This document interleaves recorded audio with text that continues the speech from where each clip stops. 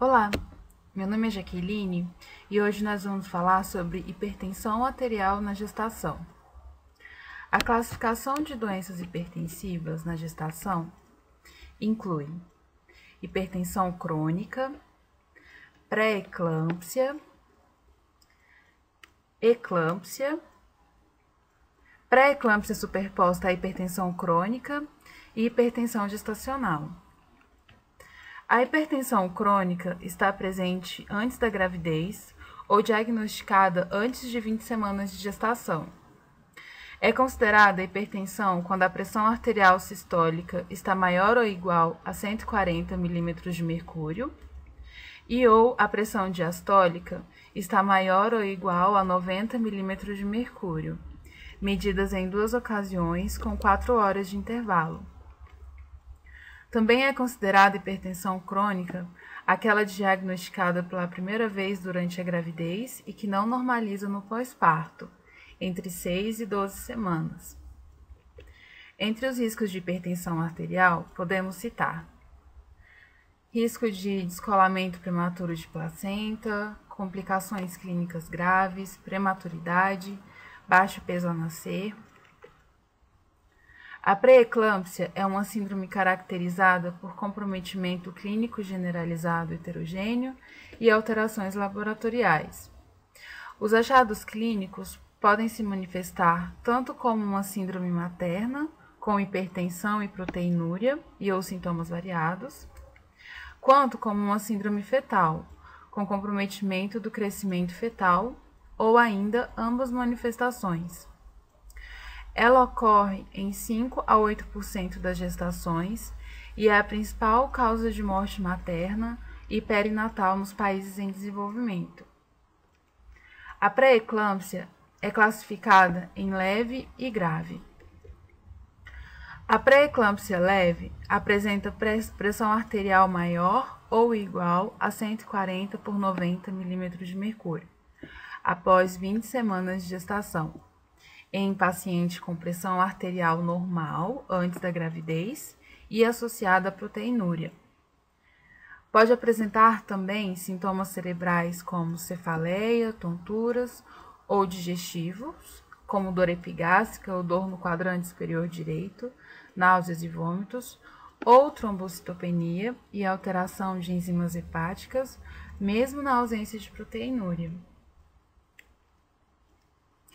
A pré-eclâmpsia é considerada grave quando há um ou mais dos seguintes critérios: pressão arterial maior ou igual a 160 por 110 milímetros de mercúrio, em 2 aferições com 6 horas de intervalo e com a paciente em repouso, proteinúria de 24 horas, maior ou igual a 5 gramas ou maior ou igual a 3 cruzes em fitas, em 2 amostras coletadas com intervalo de 4 horas, oligúria, insuficiência renal, distúrbios visuais ou cerebrais como cefaleia, visão borrada, cegueira, edema pulmonar ou cianose, dor epigástrica ou no quadrante superior direito, insuficiência hepática, trombocitopenia, síndrome HELP, ou restrição do crescimento fetal.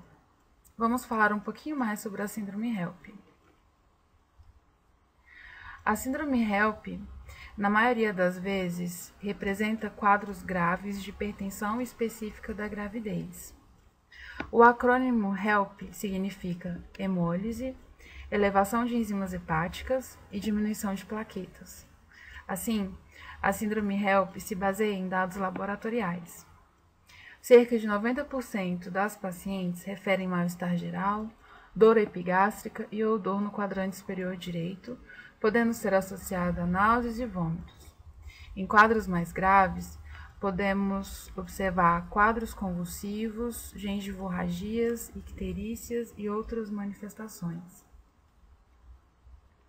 Vale ressaltar que a pré-eclâmpsia pode tanto ocorrer em gestantes que não apresentavam hipertensão arterial antes da gestação, ou seja, eram normotensas, quanto em pacientes que eram hipertensos antes da gestação. Nesse último caso, é denominada pré-eclâmpsia superposta à hipertensão crônica. A eclâmpsia corresponde ao surgimento de convulsões tônico-clônicas generalizadas em pacientes com pré-eclâmpsia ou hipertensão gestacional.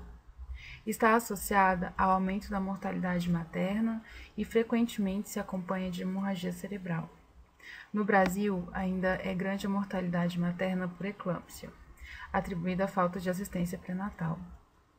A eclâmpsia ocorre mais comumente no último trimestre de gestação. A maioria das convulsões eclâmpticas ocorrem antes do parto e, entre as que ocorrem após o parto, cerca de 79% surgem depois de 48 horas, entre 3 e 14 dias após o parto.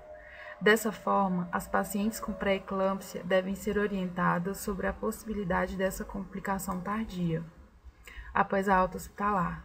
Assim, deve-se orientar a paciente sobre a identificação de sinais premonitórios, caso existam, tais como cefaleia, distúrbios visuais, dor abdominal, como epigastralgia ou dor no quadrante superior direito do abdômen.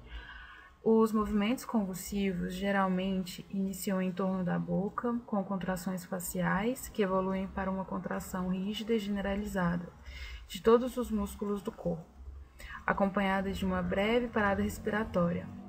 Após cerca de 20 segundos, iniciam os movimentos tônico-clônicos de toda a musculatura, com abertura e fechamento da mandíbula e flexão dos membros. O período de movimentos convulsivos pode durar até 1 minuto, quando passam a tornar-se mais lentos e suaves até cessarem completamente. O sulfato de magnésio é a droga de escolha, tanto para o tratamento como para a prevenção da convulsão eclâmptica. Por fim, a hipertensão gestacional corresponde a um aumento da pressão arterial após a 20ª semana de gestação e sem proteinúria. Ela pode representar uma pré-eclâmpsia que não teve tempo de desenvolver proteinúria ou hipertensão transitória que voltará à normal após 12 semanas, ou ainda pode representar uma hipertensão crônica se a pressão arterial persistir elevada no pós-parto, após 12 semanas, após o parto. Além dos riscos já citados, vale ressaltar que a hipertensão na gravidez pode induzir a alterações metabólicas e vasculares a longo prazo, associadas ao aumento do risco cardiovascular. Dessa forma, mulheres com histórico de pré-eclâmpsia têm um risco maior de desenvolver hipertensão arterial crônica, acidente vascular cerebral, tromboembolismo venoso no intervalo de tempo de até 14 anos após a gestação considerada. Assim, é importante que mulheres com histórico de pré-eclâmpsia devam ter seu perfil de risco cardiovascular avaliado depois de 6 meses, e essa avaliação deve ser seguida de medidas preventivas a fim de evitar complicações futuras. Obrigada.